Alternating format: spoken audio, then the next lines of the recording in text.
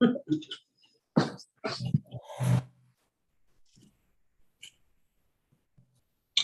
we go.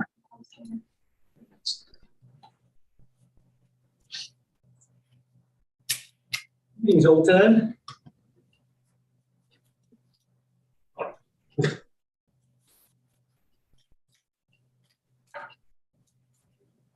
Okay, it is 2:01 and we'll call the Chapter 980 Temporary Committee meeting to order. The attendance shows that we have by Zoom, Ted Burnetton and Bob Campbell. Bob, should I call you Bob or Robert?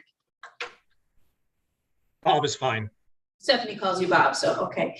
In the committee room, we have Ryan Brown, Jason McKeefery, and Diane Mullimans. Present, attending the meeting is Mark Sether. He is not a committee member, however. So I will entertain a motion to review and approve the agenda. I move to approve the agenda as presented. Is there a second? I'll second. Thank you, Jason. All those in favor, please say aye. Aye. Aye. And opposed? Motion carries. And I'll, next on the agenda is to review and approve the minutes of June 30th of 2022. I'll move to approve the minutes. I'll second. Thank you. There's been a motion and a second to approve the minutes of June 30th, 2022. All those in favor, please say aye. Aye. Aye. Opposed? Aye. Public comment session we have on all of our committees, and I don't see anyone from the public here today.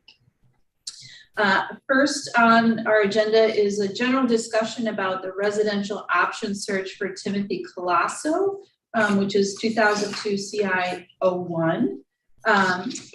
Following up from last month, 2 weeks ago when we met, Angie Sirwa from DHS was to provide to me a list of their active landlords who are willing to work with DHS in the supervised release housing program or market, for lack of a better word.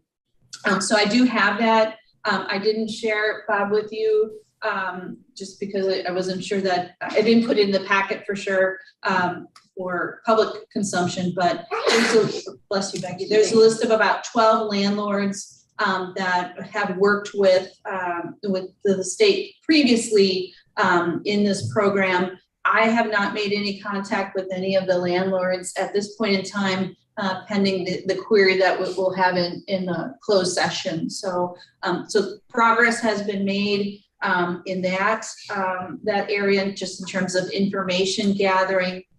The second piece of 1A is just our informal residential property search, and if there's any updates to what we've learned in the last 2 weeks, Ryan? There has been some updates, and so the updates that we have was that we were going to, first we wanted to double check that the houses that were for rent at the meeting that we had previously to ensure that they did in fact meet the mapping or the buffers that we have. Jason was able to look at those and he did verify that they do are compliant with the buffers that are required.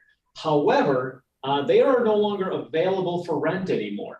And so Becky, our planning and zoning clerk, was good enough to do another quick search prior to the meeting to take a look at what the conditions are like for housing rentals as it stands right now.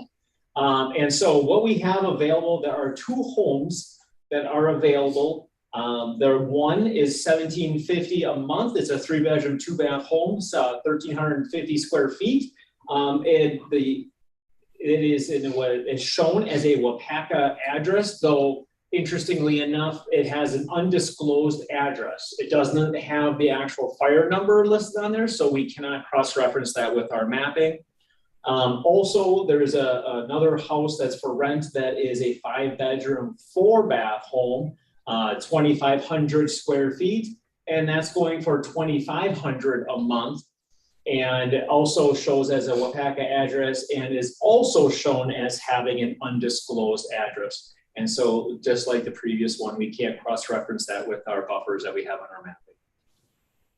I'll just take a little break. I see that Vic Chase from DHS has joined us. So Vic, welcome. It's 2:05. So thanks for logging on the Zoom. In the room here, my name is Diane Mullimans. I'm the Corporation Counsel for the county. This is Ryan Brown, who's our Planning and Zoning Director. Jason McKeefrey is our GIS map whiz guru. And on Zoom is Bob Camholz from Probation and Parole. And Ted Fernetten, who's waving as old Ted, is our Health and Human Services Director. So in the room with us is, as well as Becky, who's support staff from Planning and Zoning, who's helping with minutes, and Mark Sether, who's our treasurer. So welcome to the group, Mick. Nice to meet you. Yeah, good to meet you guys too. I apologize for being a few moments late. It's been bouncing between Team and Zoom since 8 this morning, so. We'll be fast, so you can bounce back to something else. Okay, thanks, Maybe Ryan. lunch. Yeah, so I guess, and the other thing that Jason did in terms of possible address locations for rental properties is use some GIS mapping skills to look at where we know there are, I guess, clusters of rental properties, for lack of a better word, Jason. Yeah, Okay, do you want to explain that?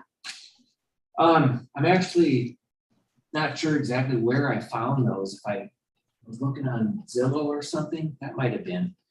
But yeah, they're mostly down in the southwest part of the county in Wapaka. But I guess we were gonna wait for more mapping until we could figure out if N972 Highway 10 was available. Yeah, the 972 Highway 10 is what we'll discuss coming up. I guess some of the clusters of properties are multi-family units, 6 units of 6, units of 20 in one location, units of 3, and then several other, multi-family or multi-unit dwellings. So we're hopeful that we'll have some possibility if this one previously DHS housing location doesn't work out. So any other discussion on item 1? Diane, this is Ted. If I could ask a question. Sure.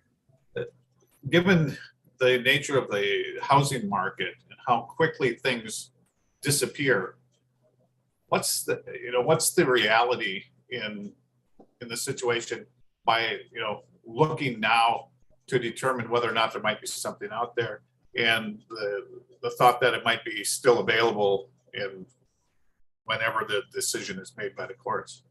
Well, because you missed last time, we have a decision, so the clock is ticking. Right. Yeah. 120 days though, correctly? Well, for us to find them, that's the maximum, but if we find it now, then we can engage with the landlord to say, we would like to lease your property now. Got it. Yeah, so I appreciate the fast-paced nature of the rental market, because certainly that's happening as we saw things close, be no longer available from last time. So, but I think as soon as we find a property, then we can reach out to engage in lease discussions with the landlord. Got it. Thank you.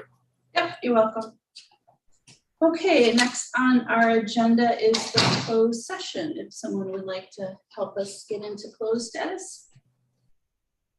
Sure, I can read the motion to convene in closed session may be made pursuant to section 19.5, parent 1D, Wisconsin statute, to consider specific applications of probation, extended supervision, or parole, or considering strategy for crime detection or prevention, and or pursuant to section 19.5, parent 1F, for the purpose of considering financial, medical, social, or personal histories of specific persons, which, if discussed in public, would be likely to have a substantial adverse effect upon the reputation of any person referred to in such histories or data, to wit, order for supervised release.